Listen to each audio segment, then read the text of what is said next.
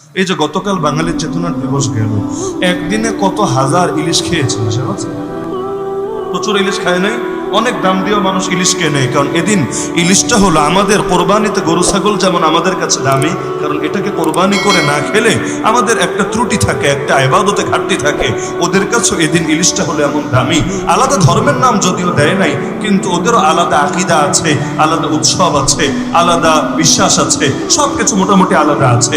তো এদিন ইলিশ না খেলে ওদের কাছে এই দিনটা না কামেল হয়ে থাকে, কামেল পুরোপুরি হয় না। তো দেখবেন যে এই লোকগুলো গতকাল মহা উৎসব করে ইলিশ খেয়েছে, মঙ্গল শোভাযাত্রা করেছে, আরো আকাম কুকাম করেছে।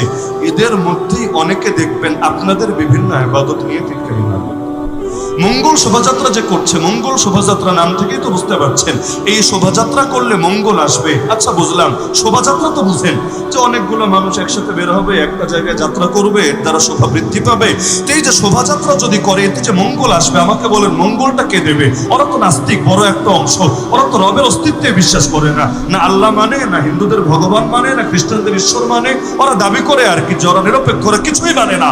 ওরা এ জাতীয় সবকিছুর অস্তিত্ব অস্বীকার করে। তাহলে তুই যে মঙ্গল শোভাযাত্রায় বের হলি, আরে তোরে মঙ্গল এনে দিবেটাকে?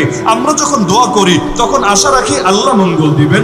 আমরা যখন সাহায্য চাই, ইয়াকা না'বুদু ওয়া ইয়াকা নাস্তাঈন, আমরা আশা রাখি আল্লাহ সাহায্য দিবেন। তো ওরা আমাদের নিয়ে টিটকারি মারে। এমনকি আমরা যদি সালাতুল ইস্তিসকা পড়ি, বৃষ্টি প্রার্থনার নামাজ পড়ি, এটা নিয়ে পর্যন্ত বলে হায় রে, হুজুররা আর বৈজ্ঞানিক হলো না, হুজুররা এখনো খ্যাতি রয়ে গেল, কুসংস্কারাচ্ছন্নই রয়ে গেল। এভাবে বৃষ্টি কি আসবে? যতই নামাজ পড়ো না কেন, বৃষ্টির সম্পর্ক নামাজের সাথে না, বৃষ্টির সম্পর্ক এই বিজ্ঞানের সাথে। বিভিন্ন তথ্য দেয়, এগুলো দিয়ে ইবাদতকে নিয়ে টিটকারি মারে। কিন্তু নিজেরা যে মঙ্গল শোভাযাত্রা করে, এর দ্বারাও যে অদৃশ্য কারো কাছে প্রার্থনা করে, এটা কি বোঝে না? কিন্তু আমরা প্রার্থনা করি নামাজ পড়ে, আর ওরা প্রার্থনা করে মূর্তি হাতে নিয়ে বেপরদাগিরি করে। আবার আমরা গরু খেলে গায়ে জ্বলে, গরুর অস্তিত্ব নাকি সংকটে পড়বে, অথচ ওরা ইলিশ খেলে একবারও মাথায় আসে না। এভাবে ইলিশ খেলে ইলিশও তো অস্তিত্বের সংকটে পড়বে। ইলিশ নিয়ে মায়া নাই, গরু নিয়ে তো মায়া জাগে কিসের জন্যে? আমাদের জাতীয় মাছ না ইলিশ? তো জাতীয় প্রাণী তো আর গরু না। আমার জানা নাই বাঙালি জাতীয় প্রাণী কি গরু টরু নেই না? হাম্বা আমাদের জাতীয় প্রাণী না, জাতীয় জীব না, জাতীয় জন্তু না, কিছুই না। তাহলে দেখা যাচ্ছে যে জাতীয় মাছ খেয়ে সাবার করে ফেলছে। ইলিশ তো আগের মতো অত বেশি পাওয়া যায় না, তাও যা পাওয়া যায় আমরা খাওয়ার আগে দাদা বাবুদের হাতে চলে যায়, আবার দুনিয়ার বহু জায়গায় পাচার হয়ে যায়। তার মধ্যে যা একটু খাই, তাও দাম বেশি দিয়ে কিনতে হয়। এরপরও আগের মতো স্বাদ পাওয়া যায় না, কত কত পেরেশানি। এরপরও এত ইলিশ যে খায়, এতে তাদের কোনো সমস্যা হয় না। শুধু গরু খেতে দেখলেই ওদের গায়ে অ্যালার্জি উঠে যায়। কেন রে ভাই? শুধু কি গরু প্রেম, নাকি আমাদের ইবাদতের প্রতি বিদ্বেষ? এখন দুটো সম্ভাবনা। এক নম্বরে গরু প্রেম ট্রেম কিচ্ছু না, বাস্তবে মুসলমান ইবাদত করলে ওদের গায়ে সহ্যই হয় না। আর ওরা বড় ভয় পায় যখন দেখে মুসলমান এত বিশাল গরুকে ধরে শুয়ে আল্লাহর নামে কোরবানি দিয়েছে। ওরা চিন্তা করে এত বিশাল একটা জন্তুরই যদি আল্লাহর নামে এভাবে শেষ করে দিতে পারে, ওরাও যদি আল্লাহর সঙ্গে বেশি টাল্টি বাল্টি করে, মুসলমান না জানি ওদেরকে কি করে ছাড়ে। এগুলো লেখা পত্র পত্রিকায় যে কওমি মাদ্রাসা জঙ্গিবাদের প্রশিক্ষণ হয়, ছোট ছোট বাচ্চাদের হাতে ছুরি তুলে দেয়, তারা গিয়ে বিশাল বিশাল ধামরা ধামরা গরু গিয়ে জবাই করে আসে। আর আজকে যে শিশুটা গরু জবাই করছে, আগামীকাল যে মানুষ জবাই করবে নাকি গ্যারান্টি আছে? মানে খুব ভয় পেয়ে গেছে, ভয়ের কারণে চিন্তায় আছে। তাহলে এক আশঙ্কা হলো এটা যে বাস্তবে গরুপ্রেম বিষয় না, কিন্তু ইসলামের প্রতি বিদ্বেষ লুকিয়ে রাখতে পারে না। আর দ্বিতীয় আশঙ্কা, এটা আমার ব্যাখ্যা, কারো একমত হওয়া জরুরি না, হয়তো তারা গরুরেও আব্বা আম্মা মনে করে। এক ধর্মের লোকেরা তো করে, ওরা তো ধর্ম মানার দাবি করে না, তাও অদৃশ্য ভাবে ওরাও হয়তো মনে করে বলদ হইল আব্বা আর গাভী হইল আম্মা। এখন আব্বা আম্মা যদি মুসলমান খায়া ফেলে, কষ্ট তো একটু লাগতেই পারে। আপনি বলবেন হুজুর এটা তো কিসের ভিত্তিতে বললেন? ভিত্তি হলো বান্দররে যারা আব্বা ডাকতে পারে, হনুমান শিম্পাঞ্জিরা যারা আব্বা ডাকতে পারে, দুদিন পর বলদার গাভীরে যে ডাকবেন আর কি গ্যারান্টি আছে?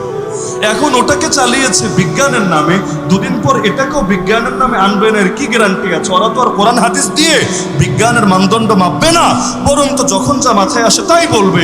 কখনো বলবে শরীফ যদি শরীফা হয়ে যায় এটাই বিজ্ঞান, তো আগামীতে যদি নিজেদেরকে গরুর সন্তান দাবি করে সেটাকেও বলবে ওটাই বিজ্ঞান।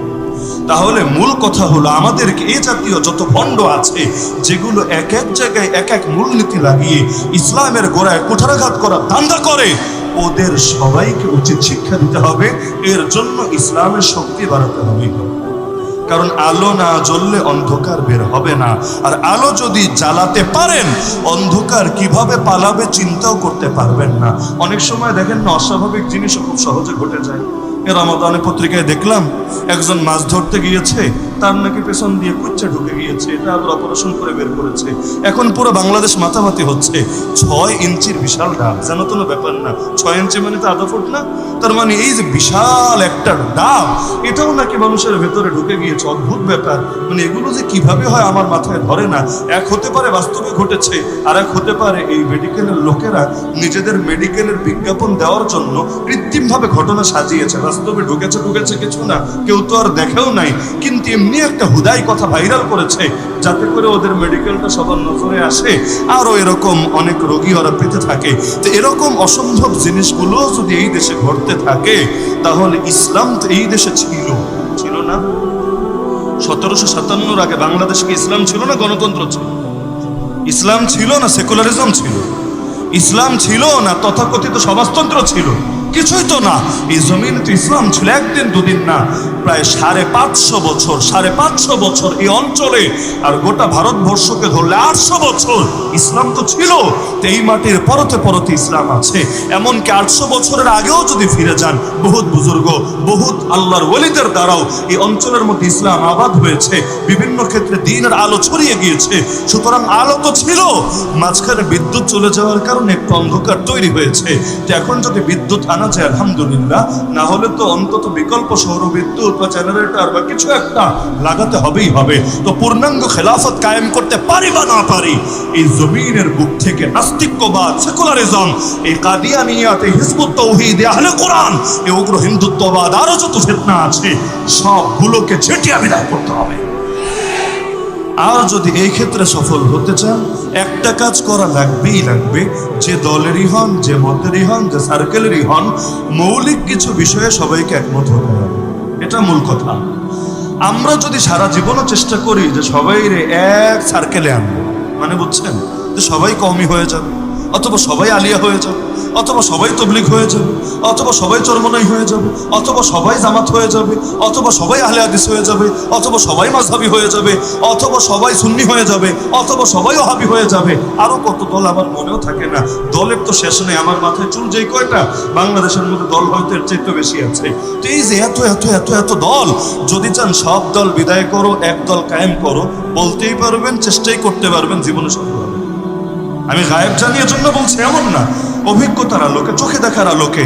এটা আসলে অবাস্তব মনে হয় আমার কাছে যে বাংলাদেশের সবাইকে এক দলে আনা সম্ভব। কি আপনাদের সম্ভব মনে হয় নাকি? কি মনে হয়? যতই দাওয়াত দেন, যতই চেষ্টা করেন, পারবেন না। এই যে বেদাতীদেরকে এত বোঝানোর পর এই আধুনিক যুগে এসে, এই শিক্ষা দীক্ষায়, জ্ঞান বিজ্ঞান প্রযুক্তির উন্নত যুগে এসে আমরা ওদেরকে এটাই বোঝাতে পারি না, বলদের দল, তোরা যা করিস আর হিন্দুরা যা করে এর মধ্যে কোনো পার্থক্য, একই কাজ।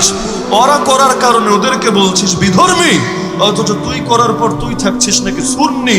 এইটা কিভাবে সম্ভব রে ভাই? আমি খাঁটি সুন্নিদের কথা বলছি না, আমি গরম সুন্নি, ভেজাল সুন্নিদের কথা বলছি।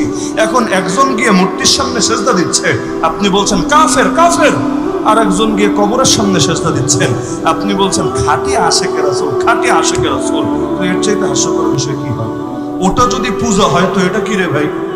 ওইটার নাম যদি মূর্তি পূজা হয় তো এটার নামও তো কবর পূজা, এটার নামও তো মাজার পূজা।